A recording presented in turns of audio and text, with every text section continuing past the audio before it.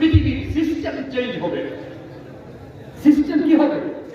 Change হবে, পরিবর্তন হবে। পরিবর্তন মানে সাদা কালো হবে, কালো সাদা হবে, সত্য অসৎ হবে, অসৎ সৎ হবে, ন্যায় অন্যায় হবে, অন্যায় ন্যায় হবে, ভালো মন্দ হবে, মন্দ ভালো হবে। অর্থাৎ দেখবেন মন্দ মানুষের পক্ষে লোক বেশি থাকবে, ভালো মানুষের পক্ষে লোক থাকবে না। অসৎ পথে লোক বেশি থাকবে, সৎ পথে লোক থাকবে না। অন্যায় কাজে লোক বেশি থাকবে, ন্যায় কাজে লোক বেশি থাকবে না। ভালো মানুষকে ছোট করা হবে, আর নষ্ট ভ্রষ্ট মানুষগুলাকে বড় চেয়ারে বসানো হবে। সিস্টেম চেঞ্জ হবে, পরিবর্তন হবে।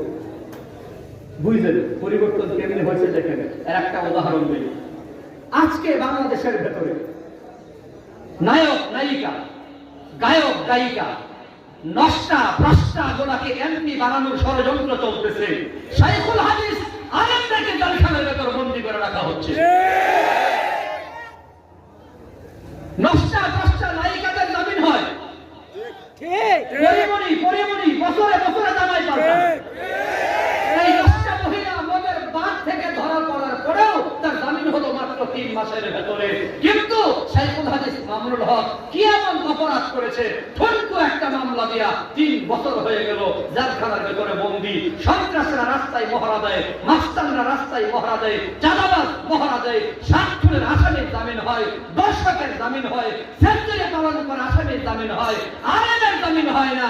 এটা হলো কিয়ামতের বড় একটা আলামত।